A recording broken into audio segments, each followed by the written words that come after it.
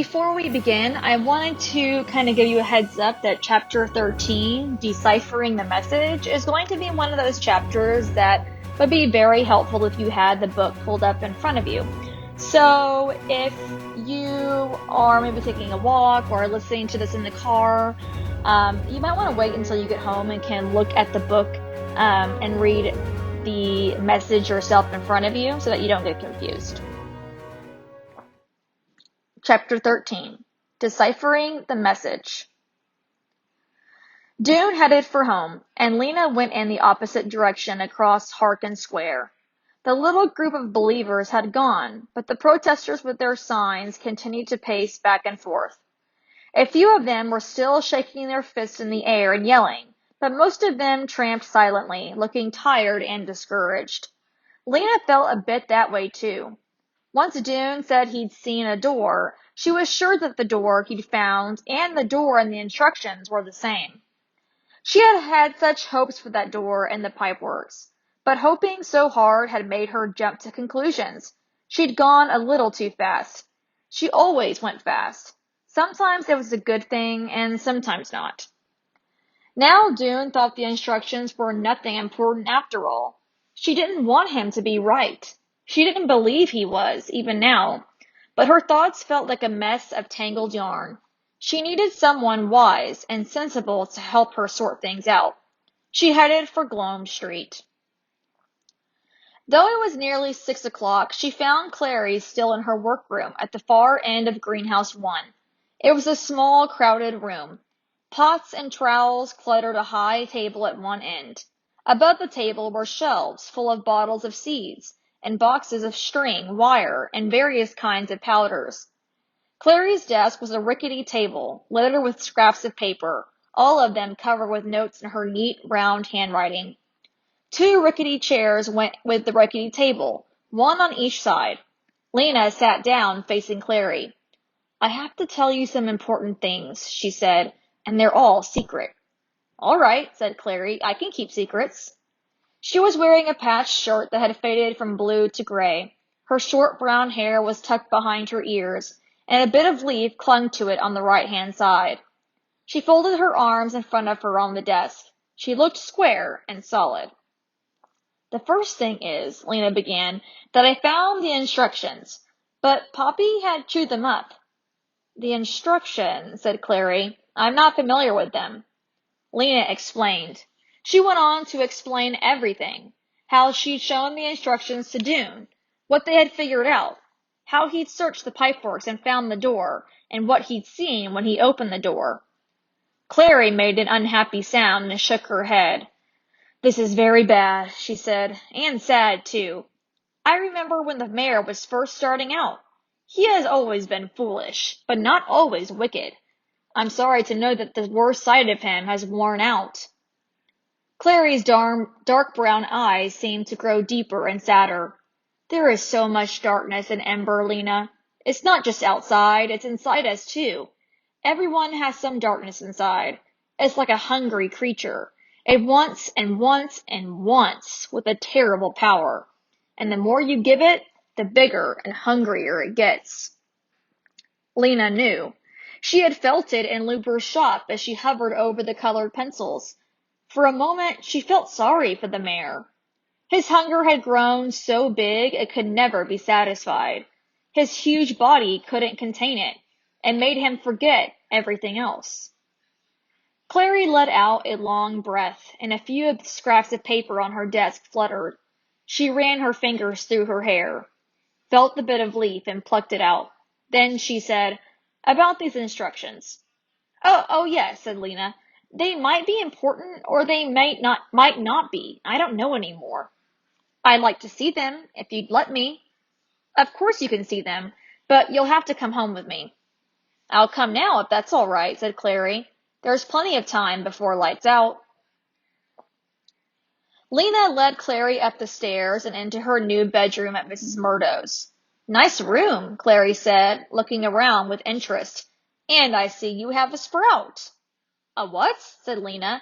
"Your bean," said Clary, pointing at the little pot of dirt on the windowsill. Lena bent to see what Clary was talking about. Sure enough, the dirt was heaving up a little.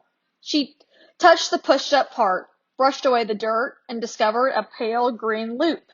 It looked like a neck, as if a creature in the beam were trying to escape, but hadn't yet managed to pull its head out.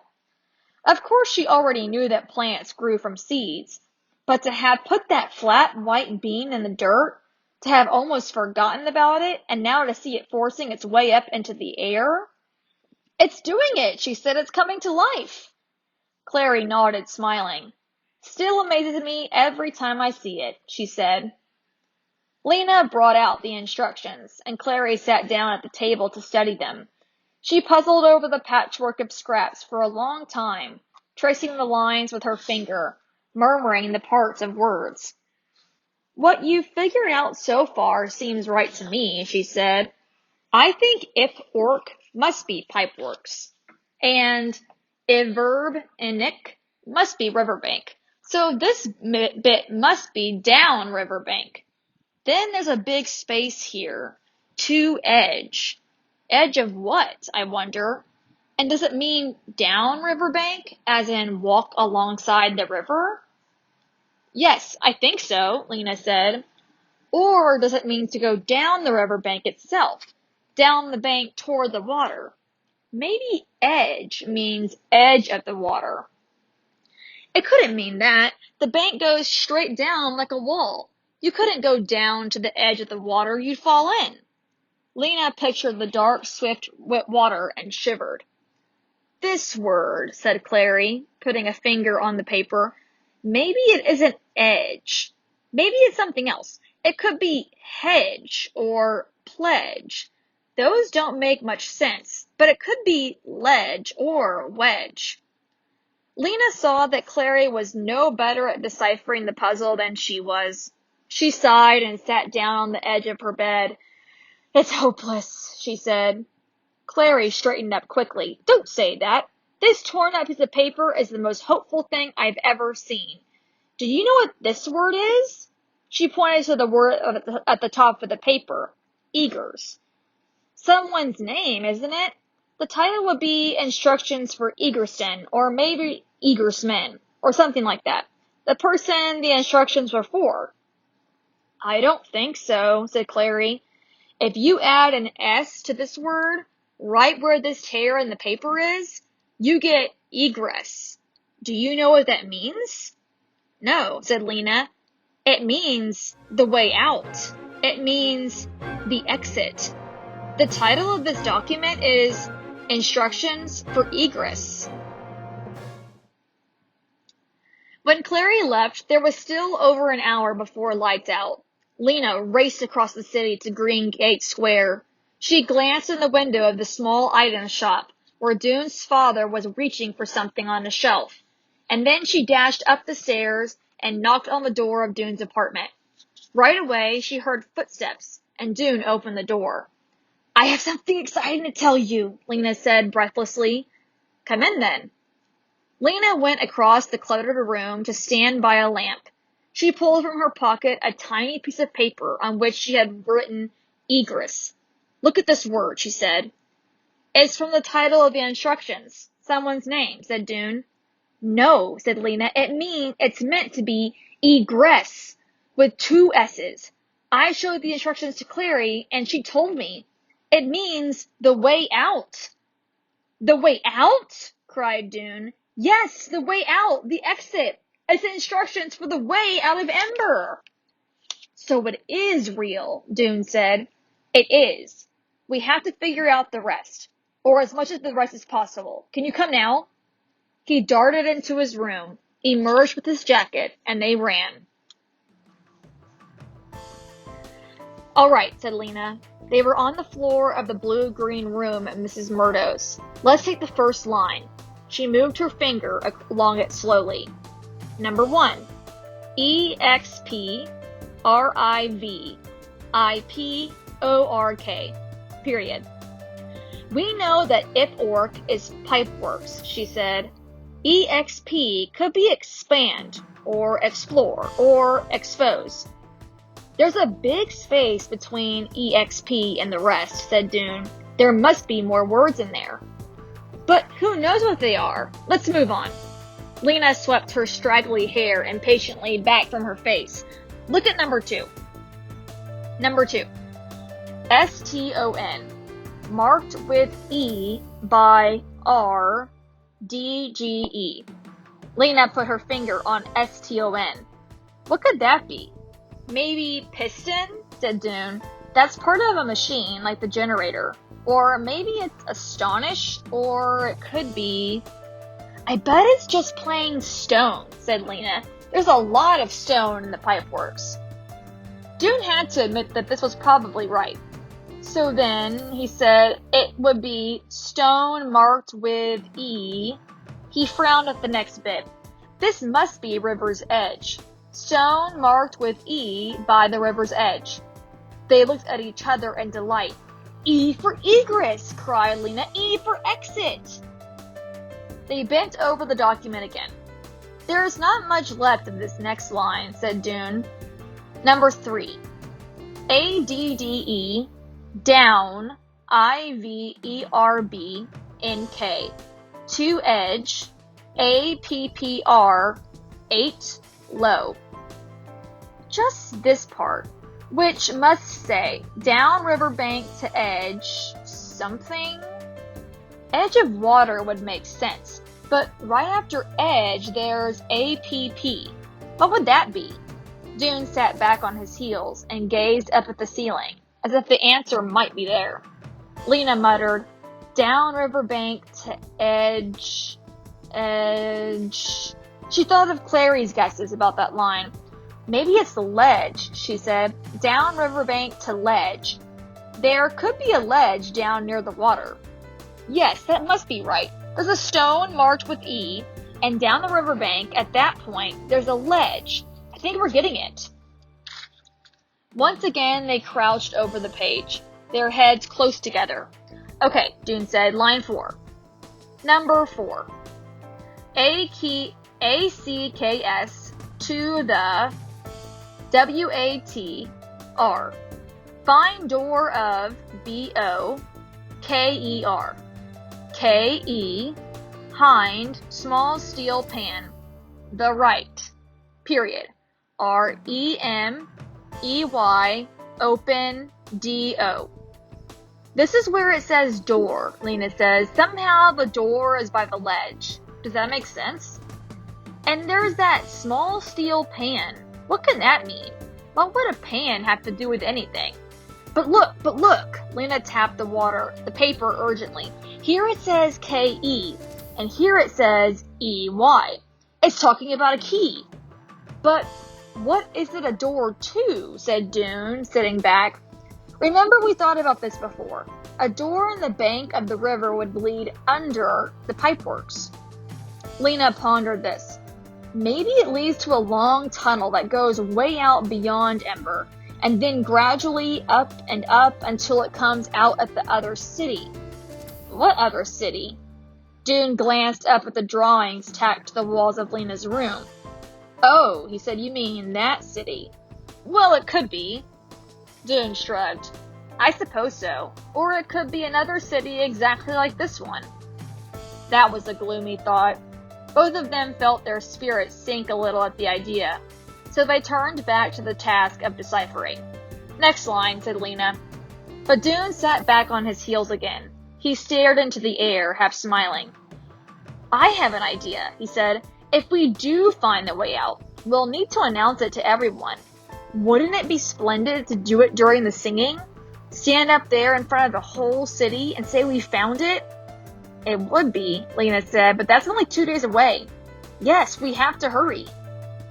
They were bending again over the glued down fragments when Dune remembered that he should check the time. It was 8:45. He barely had time to get home. Come again tomorrow, said Lena, and while you're at work, look for the rock marked with E. That night, Dune had trouble sleeping. He couldn't find a comfortable position on his bed. It seemed to be made up of nothing but lumps and wrinkles, and it squeaked and groaned every time he moved. He flailed around so much that the noise woke his father, who came to his room and asked, What is it, son? Nightmares? No, said Dune, just can't sleep. Are you worrying? Frightened of anything? Doom wanted to say, yes, father, I'm worried because the mayor of our city is taking for himself the things that people need. And I'm afraid because any day our lights could go out forever. I'm worried, and I am afraid a lot of the time. But I'm also excited because I think there is a way out, and we might find it. And all those feelings are whirling around in my head, which makes it hard to sleep. He could have told his father everything. His father would have plunged in with great enthusiasm. He would have helped them decipher the instructions and expose the mayor's thievery. He would even have come down into the pipeworks and helped search for the rock marked with E. But Doom wanted to keep these things to himself for now. Tomorrow, the guards would announce that an alert young boy had uncovered the mayor's crime, and his father, hearing the announcements along with the rest of EMBER, would turn to the person next to him and say, "That's my son, they're talking about my son." So, in answer to his father's question, he simply said, "No, father, I'm all right." "Well then, see if you can't lie still," said his father. "Good night, son," he added, and closed the door. Doom smoothed out his covers and pulled them up to his chin. He closed his eyes, but he still couldn't sleep.